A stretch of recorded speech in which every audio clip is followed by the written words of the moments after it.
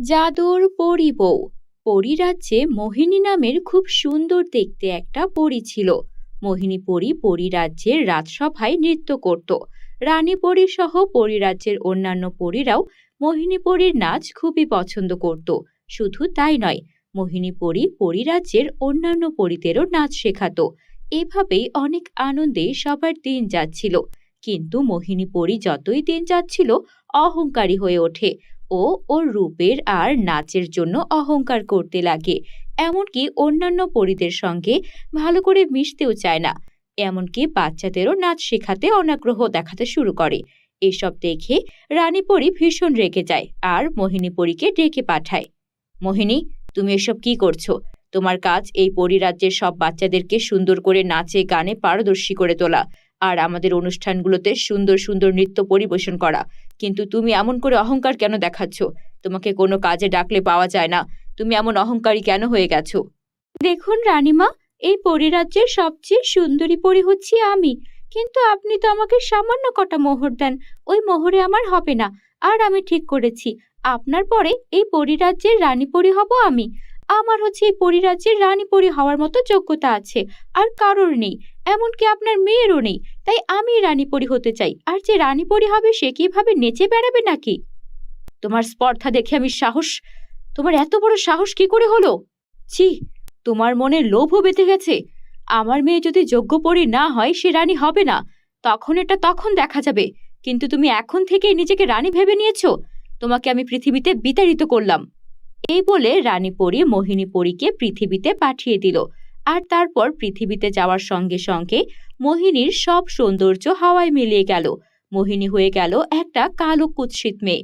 ওর পুরো গায়ের রং দেখতে বিচ্ছিরি কালো দেখাচ্ছিল, আর ওর পরনেও পুরনো পোশাক চলে আসে।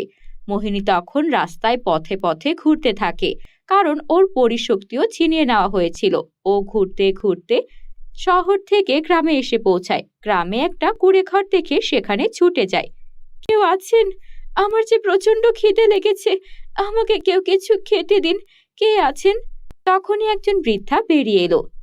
আমি আছি রে মা, দাঁড়া, তোর অনেক খিদে পেয়েছে বুঝি। এই পান্তা ভাতটুকু আছে, এটুকু খেয়ে নে। পান্তা ভাত? পরিরাজ্যে আমি কত ভালো ভালো সুস্বাদু খাবার খেতাম, আর এখন কিনা আমাকে পান্তা ভাত খেতে হবে? না না, দিয়েছে যখন এই খেয়ে নেই। সারাদিন তো সব জায়গায় ঘুরলাম, খাবার চাইলাম, কেউ খাবার দিল না। আচ্ছা ঠিক আছে, দিন, খেয়ে নিচ্ছি। তারপর মোহিনী পান্তা ভাতটুকুই খেয়ে নিল। তুমি যেহেতু এসেছো, তাহলে আমার বাড়িতেই থাকো, কিন্তু আমার সঙ্গে একটু কাজে হেল্প করতে হবে। ওই যে কাঠগুলো শুকোতে দিয়েছি, এগুলো ঘরে এনে দাও দেখি। ইস, বাড়িতে পা না রাখতে এই বুড়ি আমাকে কাজ করার অর্ডার দিচ্ছে। এমন বুড়ি? ঠিক আছে, আমি তো এখন বিপদে পড়েছি, পরে দেখাবো মজা। আমাকে দিয়ে কাজ করানো? মোহিনী প্রথম প্রথম সেই বৃদ্ধার এমন কথায় আচরণে খুবই রাগ হতো, কিন্তু ধীরে ধীরে ওর মনের মধ্যেও পরিবর্তন আসতে শুরু করে। সেই বৃদ্ধার একটা ছেলে ছিল। ছেলের নাম ছিল রাজেশ। রাজেশও প্রতিদিন জঙ্গল থেকে কাঠ কেটে আনতো। আর এভাবেই দিন যাচ্ছিল ওদের। মোহিনী সেখানেই থাকতে শুরু করে, আর সেই বৃদ্ধার সঙ্গে থাকতে থাকতে ওদের ভালো মানুষই আর মহানুভবতা দেখে মোহিনীও আস্তে আস্তে পাল্টে যায়। একদিন রাজেশ ওর সাথে করে খুব সুন্দর একটা লাল রঙের লেহেঙ্গা নিয়ে আসে, আর এনে সেটা মোহিনীর হাতে দেয় আর বলে, আমি তোমাকে অনেক পছন্দ করি। তুমি মনে করো না যে তোমার গায়ের রং কালো বলে আমি তোমাকে দূরে সরিয়ে দেব। আমি তো দেখি তোমার মন সবসময় ভীষণ খারাপ থাকে। তুমি আমার মায়ের সঙ্গে থাকো, আমার মায়ের সেবা যত্ন করো, এসব দেখে আমার খুব ভালো লাগে। তোমার যদি কোনো আপত্তি না থাকে, তাহলে আমি তোমাকে বিয়ে করে আমার বউ বানাতে চাই। আমার মাও এই কথায় রাজি আছেন।